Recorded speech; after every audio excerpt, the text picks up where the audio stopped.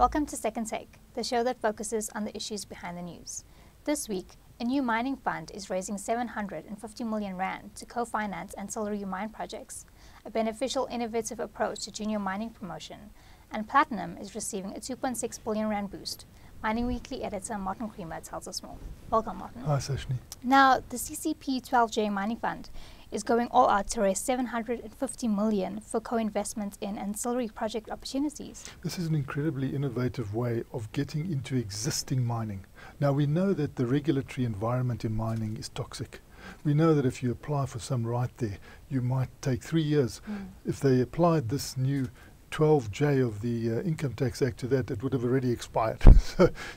So what this CCP 12J fund has been clever about is that they're keeping within the mine fence. They are not going outside of the mine fence at this stage, because with the regulatory environment the way it is, it would be irresponsible to do that. But there's so much to do on mine sites. We know that there's so much processing going on there, there's so much engineering going on there, there's a need for upgrading, there's new technology that's come through.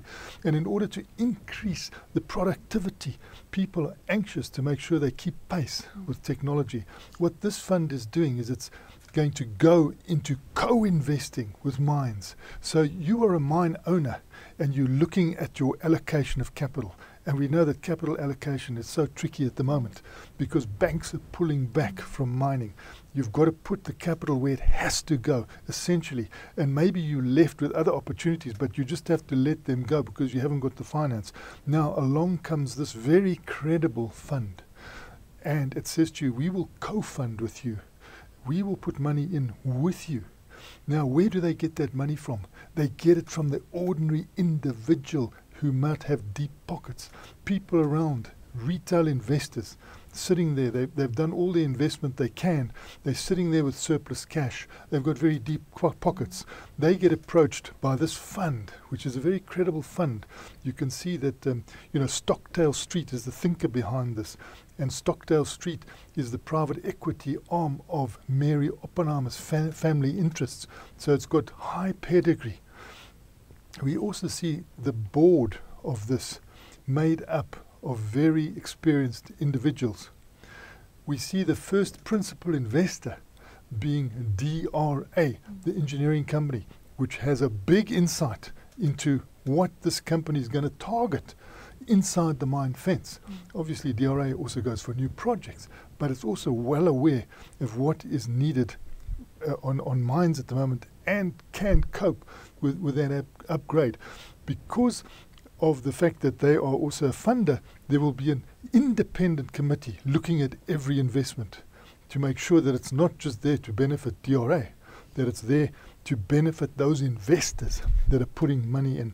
They want to raise 750 million. They want to do that by February next year. They just clicked their fingers and they got 44 million. They then clicked again. They're up at 194 million.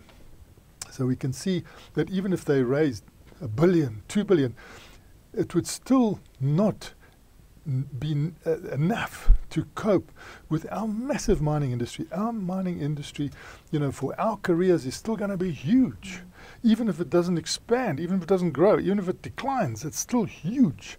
So you can bring in a fund like this and you can have a lot of opportunity for investors. They're not on the stock exchange. Now, why the Treasury did this, who knows? We've been pleading with the Treasury for a decade, saying, look, there's such a thing as a flow-through scheme in Canada. It's worked brilliantly. There are more mining companies listed on the Toronto Stock Exchange than anywhere else on the planet because of this flow-through scheme. They said in the mid-2000s, yes, we're going to put it in. We've studied it up. Next budget will be in. We get to the next budget, they put in this terrible thing that you can see mining companies spurned. Even 12J. There are 110 companies in this 12J. It's the Section 12J of the Income Tax Act. 110 companies in there. I can't find any mining companies' funds except this one. And they've had to really look hard because, if you go into the wrong area of mining here, you could lose your boots. They're not going to be speculative. They're going into a very low risk. So you can't expect huge returns out of this. But when you link it with the buffer, the 45% buffer for marginal taxpayers, 45% buffer that you get from the tax, it becomes an attractive proposition where you'll get an internal rate of return beyond the 20% probably. So it's something very good for the mining industry in a difficult negative environment in mining. People are still finding a gap, and that gap has been found by CCP 12J. Now, also needed in the industry is an innovative approach to junior mining promotion. You see, that flow-through scheme, what did we plead for? We pleaded for the juniors. Where are all the juniors? They're in Toronto. Why are they there? Because they've got the flow-through scheme. In the same way that you can get a tax benefit now with 12J if you're off the exchange. For some reason, they don't want people on the exchange. I don't know why. Now, but with flow-through, if you're on the exchange, you get this benefit. So you then can take a risk and put your money into a junior mining company that is doing tricky geology and is drilling. And it may hit the jackpot, but it may not. And so you put your money in there. When it comes to paying your tax, you can deduct what you've put into that company from the tax you've got to pay. It has worked brilliantly in Canada, and they're applying something similar in Australia.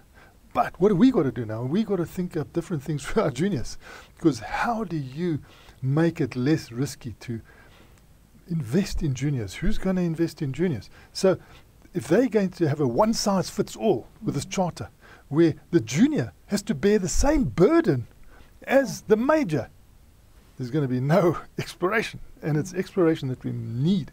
You can hear the Minister of Mineral Resources, Gwedi Mantashe, lamenting that people are putting so many mine shafts on care and maintenance.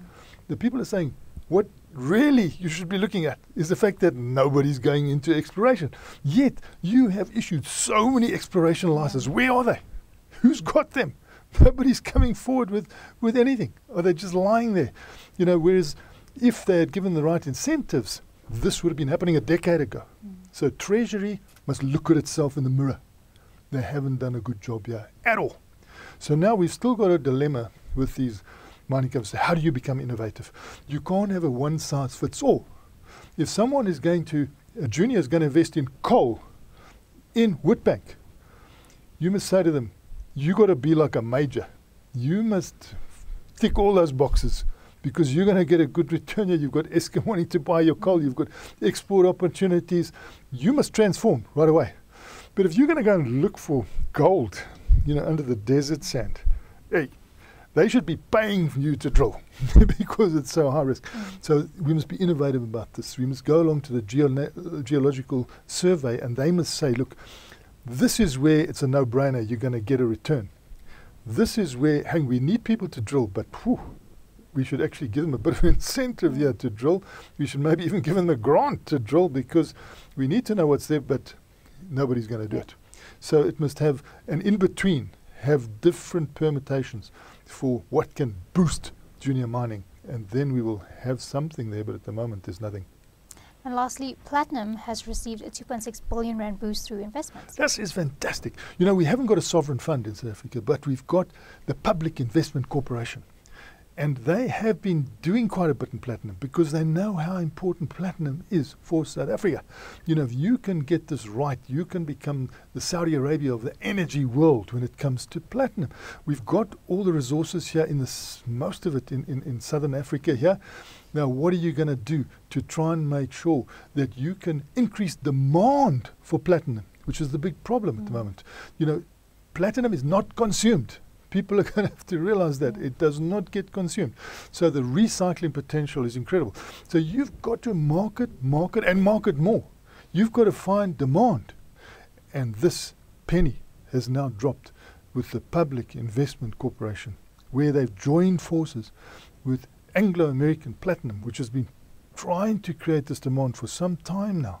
But of course, there's been a big lapse between what the old school were doing and what the new school were doing. But they've been trying to push ahead with it. They have now put 1.3 billion rand to match Anglo-American Platinum's 1.3 billion rand, making it 2.6 billion rand into a fund that will be managed by a venture capital company in London with promised offices in South Africa. And they will be looking to fund those particular companies that are able to go into areas that will be using platinum and try and get that profile up. So we see a lot of different areas. I know we talk a lot about fuel cells and mobility, but there are a lot of different areas they're talking about: water purification and electronics, durable electronics. A lot of things they've listed that they want to target so that they can provide venture capital to companies that are doing things in those areas. That it might not only be platinum, it could be ruthenium, it could be all the other platinum group metals that lift that demand for what is a very important product for us. And we see now the government virtually coming in with the PIC. This should have happened a long time ago. And hopefully they will catch up, because you can see there are a lot of different companies already receiving capital, seed capital. There have been. Those are going to be in the Fund 1, and then there's Fund 2 for new ones. And we're hoping that this will really accelerate, because we see activities in China where things could happen. If the Chinese go for something, they go for something in a big way, and it can really create demand. We're hoping that demand will build up. Thanks for speaking with us, Martin. It's a great pleasure, Sashni. That's it for today. Join us again next week for more news analysis on South Africa's mining industry.